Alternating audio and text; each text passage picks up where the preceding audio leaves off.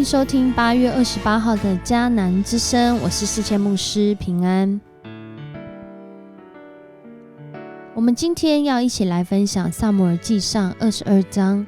这就是他，这就是上主所拣选的大卫，是一位连结主爱的大卫，是在患难中仍然定义要行出主心意的大卫。我们今天要来 RPG 祷告的经文在希伯来书4章15到16节。因为我们的大祭司并非不能体恤我们的软弱，其实原文是一定能体恤我们的软弱。他也曾凡事受过试探，与我们一样，只是他没有犯罪，所以我们只管坦然无惧的来到施恩的宝座前，为要得连续蒙恩惠，做随时的帮助。不论我们在什么样的境况中，得时不得时，我们随时都能够经历到这位主的帮助。因为他不是不能体恤我们软弱的主，而是在凡事上受过试探，甚至受难的主。然而在那样的境况中，他仍然接纳我们，他仍然以无条件的爱、完全的爱、牺牲的爱来爱我们。那当我们在那苦难当中，或者是我们陪伴那在苦难中的人，我们能够怎么样来回应呢？9月10号即将是2022年要经历的中秋佳节。这个中秋节呢，其实对很多的人来说是一个合家团圆的重要时间点。对种植文旦的农家来说，也是一个收割数算祝福的时节。也就是在这个时候，这个种植文旦的农家呢，真的是要口袋满满的。然而2022年今年却因为大陆停止台湾多项农渔产品的销售。过去台湾文旦在这个时候大概会外销到那个地方大概70%，然而在今年就立刻转为滞销。就在这样的情况下，在云林县的许多的教会他们发起并且集结这个台湾许多的教会与社会来接地气的连结，不到1天的时间就认购了1万箱的文旦。还因为这样，云林县政府及县长还出面录制这个影片来感谢教会界，因为他们感受到教会爱的力量，就在那个低谷中，就在那个即时很即刻很突然发生的这样的一个困难里面，教会就成为这当中美好的连结。而教会自己本身，或者是台湾在今年其实也正遇到许多的挑战，不论是在政治上的、经济上的、环境上的，像我们现在也一起在面对极端气候的这个改变，许多的农产品真的在今年有很大的挑战。人生中不巧的就是会有这样的低谷发生，而且很多时候发生的时候，我们没有办法预备，真的是措手不及。然而在那低谷中，我们边走边看边做些什么呢？在今天的经文当中，我们看见大卫他从加特非利士人的加特城逃到亚杜兰城的一个山洞，我们后来都说这个叫亚杜兰洞。而亚杜兰呢，就在犹大跟这个非利士人的边界。大卫逃到这里之后，他的兄弟和家人就来看他，并且来看他的不止这些人如果我们在看经文的时候呢，我们就会看见被压迫的、负债的、不满现状的都来投奔他，心中愁烦的都来找他。而经文说，大卫就在这当中做了他们的领袖，意思就是他带领他们，他不只反省他自己正在遭遇的这些困难，他还要来带领他们。这是大卫恐怕在经文中，在我们知道他人生的境况中，就环境而言是最落魄、最需要的时候。然而一位被主拣选的人，我们在此看到上主真的是看内心的，而且我们更是看见大卫他美好的品格，就是他在那当中愿意，即使自己也是身负重担，他仍然愿意显出从主来的怜悯，他仍然愿意用主的爱来带领，来看守，来帮助他们。就在今天的经文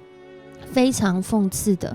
另外一个其实是更有能力来做一个领袖，来带领人，特别是来带领这些受压迫的、负债的、心中愁烦的，或者是不满现状的人的扫罗王，这时候在做什么呢？他这时候竟然在算账，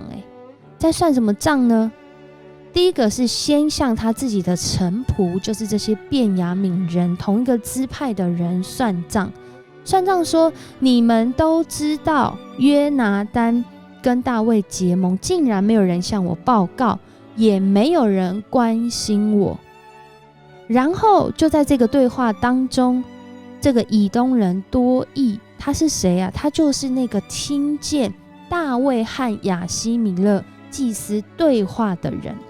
当时他可能因为什么原因也去献祭，他就在那里回应扫罗说，大卫到挪伯那里看这个跟亚希米勒见面的时候，我有看见他，而且亚希米勒还为大卫求问上主，然后还把一些食物和非利士人歌利亚的那把刀就给了他。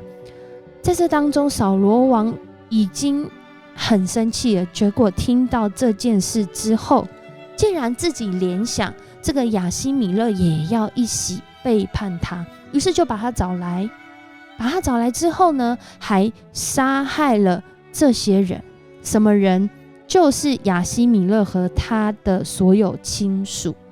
只是因为大卫去找过他。在这里我们看见人的生命若是没有主的爱，不管是在顺境还是在逆境，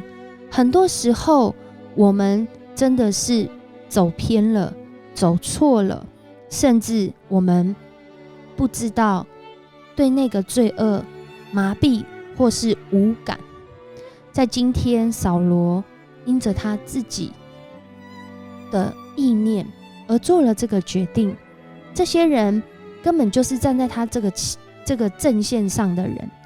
甚至亚希米勒根本还搞不清楚发生什么事，竟然就被杀害。而在这当中，今天经文最后讲到一个人，就是亚比亚他。他是谁？他是亚希米勒的儿子。当他知道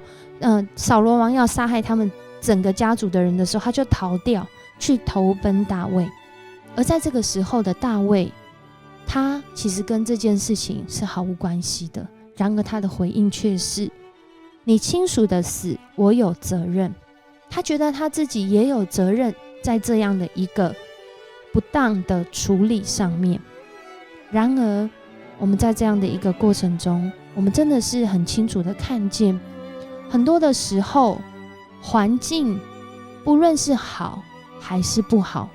有一些人他们就是非常的负面看待。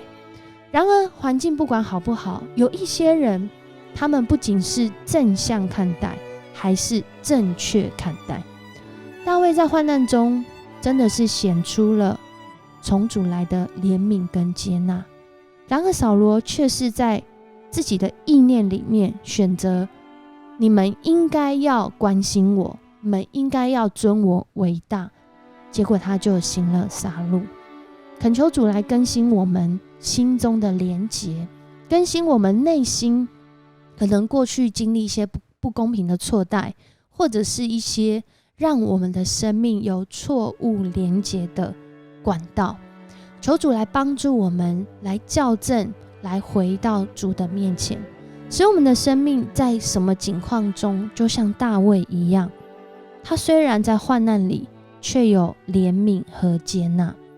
主耶稣基督更是如此，他即使为我们牺牲生命，他仍然要每一个人不要陷入在自己的罪恶中，要人来到他的面前，随时成为我们的帮助，随时使我们的生命能够活出从他来的爱，而这样的爱带领我们有胜过苦难的眼光，更是让我们的生命活出那个从主来的层次。恳求主帮助我们，我们一起来祷告。主，我们感谢你，谢谢你爱我们，谢谢你带领我们，谢谢你不论我们在什么样的境况，主你先接纳我们，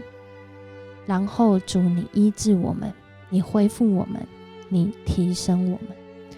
主，我们来到你面前，向你献上感谢。透过大卫的生命，我们真实的看见，即使在那苦难当中，你让相信你的人仍然能够活出属于你的样式。如同保罗所说的，我们受患难呢，是为要叫你们得安慰，得拯救。我们得安慰呢，也是为要叫你们得安慰。这安慰能叫你们忍受我们所受的那样苦楚。我们透过弟兄姐妹的见证，能够经过那个苦难，仍然有盼望，因为我们看见他们所经历的盼望，我们也能够在主的里面来经历。更是求主帮助我们，若是我们正在那个没有人受过的苦楚里，恳求主你先帮助我们，也让我们在这样的情况中成为别人随时的帮助。其中的关键是让我们常常连接主你的心意，连接主你的话语，连接主你的爱，连接主你的信仰群体，使我们在任何情况里，我们都能够活出荣神益人的生命。因为我们不是尊自己为大，我们不是将眼光放在自己的身上，而是我们寻求你，我们跟随你，我们投靠你。我们这样祷告，奉主耶稣的名，阿们。很高兴今天跟你一起分享迦南之声。很多时候我们真的就在那个没有办法一时就能解决，或者是在长期以来这个议题始终存在，然而主在这里面却是对我们显出怜悯与接纳，他也要我们如此来行。